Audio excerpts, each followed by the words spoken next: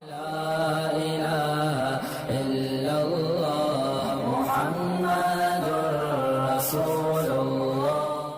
کے ساتھ وقت گزارا ہے، بزرگوں کے ساتھ، خدا کی قسم ہم نے دولت مند علماء بھی دیکھے ہیں، غریب بھی دیکھے ہیں، مگر نہ غریب کے چہرے سے پتہ چلتا ہے کہ یہ غریب ہیں اور نہ دولت مند کے چہرے سے تو لگتا ہے دولت مند ہے. ایسے بڑے بڑے دل اتنے. میں جب مدرسے میں گیا، میرے شیخ و مرشد، ان کو کسی نے کوئی ہدیہ لا کے دے دیا، بڑی رقم، ساری بانٹ دی انہوں نے نا طلبہ میں، اور خود زیرو. تو جب ہم کو اتنی بڑی عیدی ملی نا، ہم نے کہا اڑے تو ٹائٹ عیدی ہے. میں نے کہا یہ کیوں؟ انہوں نے کہا ویسے ہی. تو پھر وہ ہمارے استاد سے میں نے کہا انہوں نے تو بڑا ہدیہ دے دیا ہم لوگوں کو، یہ سب طلبہ کو بانٹ دیا اتنا. تو میں نے ان کو کہا کہ وہ تو خود اتنے پیسہ نہیں ہے ان کے پاس، انہوں نے اتنی ہمت کیوں کی؟ تو انہوں نے کہا نبی صلی اللہ علیہ وسلم نے فرمایا انفق یا بلال ولا تخش من ذی العرش اقلال. اے بلال خرچ کر اور عرش والے سے غربت کا خوف، بولو بھائی مت. ایک چھوٹا سا واقعہ سنا کے بات کو ختم کرتا ہوں. علماء کے ساتھ اٹھا بیٹھا کرو، دل بڑا ہوگا. بزرگوں کے ساتھ رہو، ان کی سخاوت کو جب اپنی آنکھوں سے دیکھو گے تو دل کیا ہوگا؟ بڑا. اور انہی لوگوں میں گھسے رہو گے نا جو تمہیں کیلکولیشن کر کے ہر وقت، تو اتنا سا دل ہو جائے گا ہر وقت کیلکولیٹر ہاتھ میں لے کے بیٹھے رہو گے، اتنے آئے اتنے گئے اتنے رہ گئے، یہ بھی نہ چلے جائیں، یہ بھی نہ چلے. دنیا مسافر خانہ ہے بھائی، کھاؤ پیو موج مستی کرو مر جاؤ. کب قبر میں تھوڑی لے کے جانا ہے. ہاں اڑاؤ نہیں، ضائع مت کرو، یہ ہم نہیں کہتے ضائع کرو. تو ہمارے استاذ کا واقعہ سنا کے بس بات ختم کرتا ہوں. میرے جو شیخ و مرشد ہیں، ہم نے دیکھو شیخ بھی کس قسم کے پالے ہوئے ہیں، معذرت پالے کا لفظ صحیح نہیں ہے لیکن دیکھ لو پھر بھی. تو لوگ آج کل بزرگ میں پتہ ہے کیا چیز دیکھتے ہیں؟ بس ذکر تسبیحات، ایسا بالکل بیٹھا ہوا ہو، ہل ہی نہ سکے، بس اس طرح کا بزرگ دیکھتے ہیں. تو ہم نے وہ بتا رہے تھے کہ میرا یہ معمول تھا، بہت پرانا واقعہ ہے. وہ کہتے ہیں میرا معمول ہے کہ میں صحیح بخاری اپنے بستر کے ساتھ رکھ کے سوتا ہوں. بعض لوگ صحیح بخاری اس لیے رکھتے ہیں تاکہ کھول کے لوگوں کو فرقہ واریت میں الجھائیں، ٹھیک ہے نا. یہ دیکھو اس میں تو یہ لکھا ہوا ہے امام حنیفہ کی تو یہ رائے ہے، اس میں تو یہ لکھا ہوا ہے فلانے کی تو یہ رائے ہے، تو ایک نئی دکان کھولنے کے لیے. تو وہ انہوں نے صحیح بخاری رکھی ہوئی ہے. کہہ رہے میں نے یہ عزم کیا ہوا ہے کہ جیسے ہی کوئی حدیث سامنے آئے گی تو کم از کم ایک مرتبہ اس پر عمل لازمی کروں گا. تو کہتے ہیں میں نے جب صبح اٹھ کے حدیث کھولی تو اس میں لکھا ہوا تھا کہ جو چاہتا ہے کہ اللہ اس کی عمر میں برکت دے، اسے چاہیے کہ رشتہ داری جوڑے، اسے چاہیے کہ رشتہ داری جوڑے. کہہ رہے میں نے کہا اب رشتہ داروں کے ساتھ کوئی اوکھا سلوک کرنا ہے نا، یہی کہتے ہیں نا پنجابی میں اوکھا، کوئی بڑا اچھا سلوک کرنا ہے. ہم ہوتے تو ہم کہتے آج سب سے سلام دعا کر کے خیریت پوچھو، اچھا سلوک ختم. کیا خیال ہے؟ میں نیت کرتا ہوں اچھا سلوک کرنے کی. فون اٹھایا، بڑے بھائی سے خیریت، اچھا وعلیکم السلام. چھوٹے بھائی سے خیریت، بہن سے خیریت، ابا اماں ٹھیک، چلو آج ہم نے سب سے کیا کر لیا؟ بولو بھائی یہ ہوتا.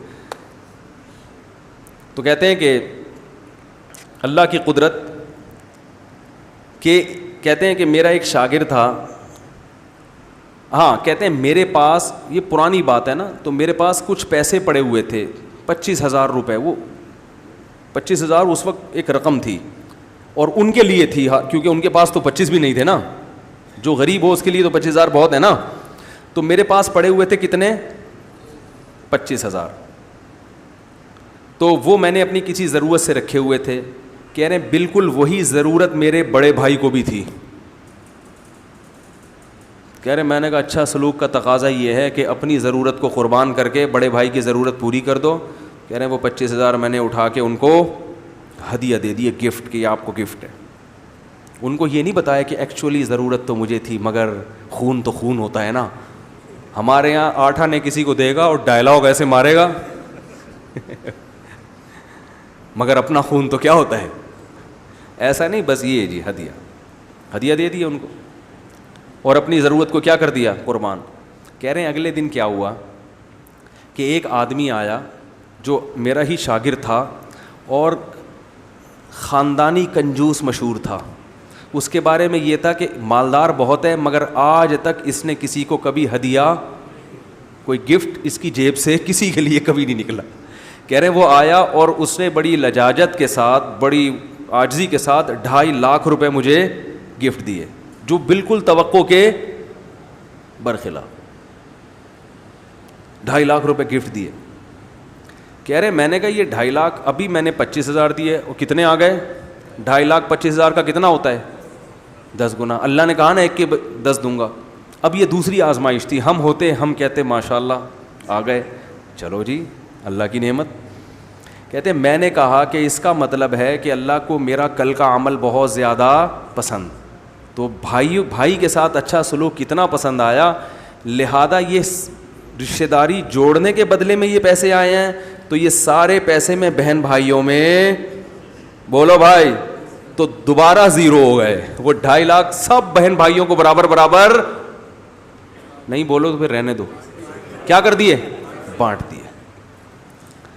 فیملی پلاننگ والے اس فلسفے کو, بولو بھائی, وہ جو ذہن دے رہے ہیں نا آپ کو, اس میں یہ کہ اپنے بچے پہ خرچ نہ کرو, بہن بھائی تو دور کی بات ہے, بھائی پیدا اس لیے نہیں کرنے دے رہے نا کہ خرچ کرنا پڑ جائے گا.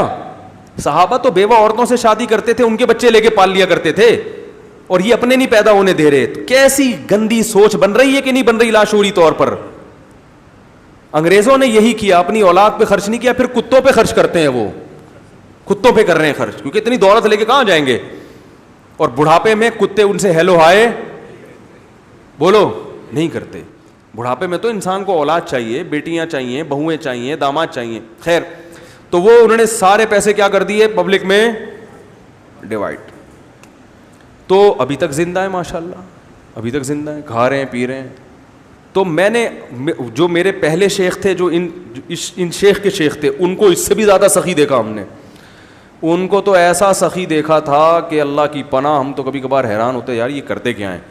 وہ جتنی آمدن ان کی زمینوں کی آمدن تھی, وہ بڑے مالدار تھے, اتنے مالدار تھے کہ وہ تو بھائی ہٹو بچوں, ان کی جو زمینوں سے پیسہ آتا تھا نا, ایسے بڑی گڈیاں رکھی ہوتی تھیں, اور اس میں سے اپنے گھر کا خرچہ نکالا جو بہت معمولی سا ہوتا تھا, وہ نکال کے باقی سارا فی سبیل اللہ. کیسے ہنسی خوشی دنیا سے گئے ہیں, بالکل آخری دم تک چہرہ کیا تھا ان کا.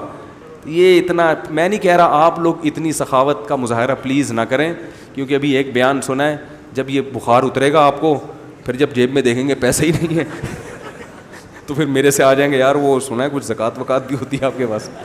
تو ہر آدمی کو اس حساب سے توکل کرنا چاہیے, کچھ جمع بھی کریں تاکہ کبھی ضرورت پڑ جائے تو مانگنا نہ پڑے. تو لیکن یہ جو ذہن بنایا جا رہا ہے, لادین قوتیں یہ کنجوسی والا ذہن بنا رہی ہیں, اور اللہ کو اوپر والا ہاتھ نیچے والے ہاتھ سے زیادہ محبوب ہے, کیونکہ اللہ سخی ہے. نبی نے فرمایا اللہ سخی ہے, سخاوت کو پسند کرتا ہے, اور سخی آدمی اللہ کے بھی قریب, جنت کے بھی قریب, لوگوں کے بھی قریب. اور نبی نے فرمایا کہ جو کنجوس آدمی ہے وہ اللہ سے بھی دور, اور جنت سے بھی دور, جہنم کے قریب, اور لوگوں سے بھی دور. لوگ بھی دور بھاگتے ہیں پیسے نہ مانگ لئے, لیمو نچوڑے کم بخت خرچ کرے گا نہیں. اللہ تعالی ہمیں سمجھنے کی عمل کی توفیق عطا فرمائے. سبحانک اللہم و بحمدک، نشہد ان لا الہ الا انت، نستغفرک ونتوب الیک.